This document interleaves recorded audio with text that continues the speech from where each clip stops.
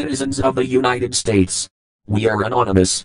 There is a new bill that the United States government has successfully passed. It is called the Stop Online Piracy Act, or SOPA, for short. Also known as the Protect IP Act of 2011.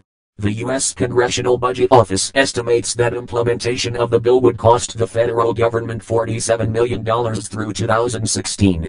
It will cost you, the taxpayers, $47 million over the next 4 years.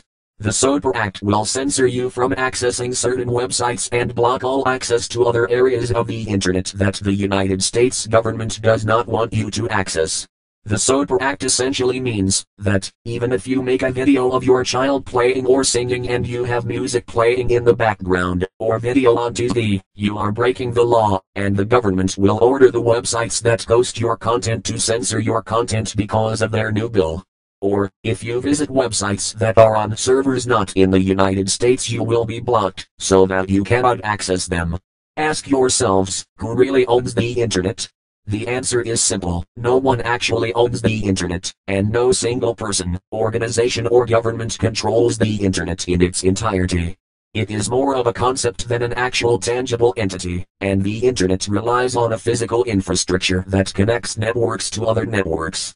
There are many organizations, corporations, governments, schools, private citizens and service providers that all own pieces of the infrastructure that make up the internet, but there is no one entity that owns it all.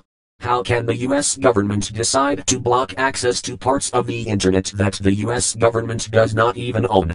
The SOPA Act is a direct violation to people's right to freedom of knowledge and information, and for that violation the United States government is a disgrace to the land of the free that every United States soldier has fought or died for. The United States government is essentially telling the people of the United States that they are free to do as the government tells them. If people do not follow their rules, they will arrest them for making an attempt to learn.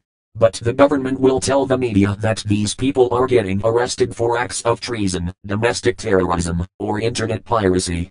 As for the United States government, who gave you the right to regulate the people's right to think outside the box and use the internet as they see fit?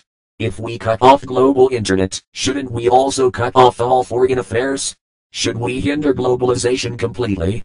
Perhaps all other world trade centers are acts of terrorism by existing, as they use the internet for commerce.